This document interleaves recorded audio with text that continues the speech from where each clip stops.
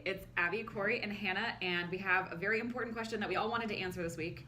Start with Hannah. Hannah, what is the most important thing that a hiring manager should know about candidates in today's market? Well, I think we've all heard that it's a really tight market. We have really low unemployment. Candidates have options when they're looking at their next move. So I think one thing that people really need to understand is that everybody who is involved in the hiring process really needs to sell the company, sell the opportunity to their candidates.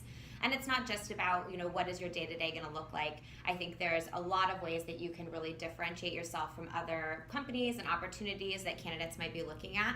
And it could just be small things like employee appreciation events.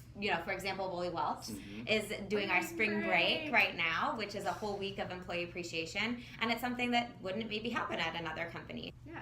Cory, same question. What are the things that you would tell hiring managers about candidates in today's market? Yeah, and so if you follow what Hannah had said and you get to potentially a final candidate that you'd like to move forward with, it's the pre-close. And this is obviously no surprise to any of our recruiter friends out there, but interesting enough, it's still surprising as we talk with clients out there at this stage that before an offer is released, if you don't understand the expectations of the candidate in terms of their compensation expectations, what they're looking at currently in the markets, why they're looking to leave their position. I think that's a question that's forgotten. What's not working within their current role that you could potentially offer in this position? Having a lot of those questions along with, I'm sure, quite a bit more, answered before an offer is made and not coming blind and saying, here's our offer. If you have no idea what the candidate's expectations are, odds are you're going to have either quite a bit of negotiation, an offer rejected, or potentially a counter offer and acceptance of an offer somewhere else because it's not competitive. And I think you can ask those questions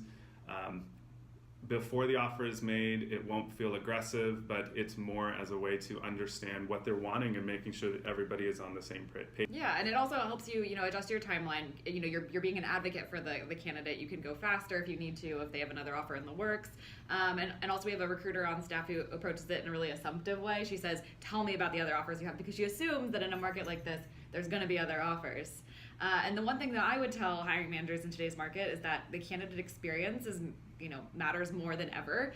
Everyone's looking online. We were just at a conference yesterday, and they said 82% of candidates who had a bad experience in your interview process, not only would they not apply with you again, but would probably, tell other people not to apply with you again. So if you care about having a candidate pool, which we all do, hopefully you are spending the time after, you've interviewed someone. If they aren't the candidate that you eventually go with, you explain, why you didn't hire them, and not just, you weren't the right culture fit. I think that really rubs people the wrong way. Yeah, I think especially for the majority of the Portland companies here that are small, as you are going to continue to hopefully grow, you may have that one win and you have that one candidate accept your offer, but of the other 10, 15 people you spoke to, if that experience was a negative one within the Portland market, that can have a long-term impact. And it's extra work, it's time, it's an uncomfortable conversation, but I think something that is worth the time up front. Yeah, absolutely. And we would love to hear about the things that you do and know about candidates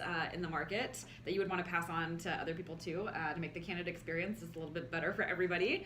And follow along, #humanjobsearch, and we'll see you soon.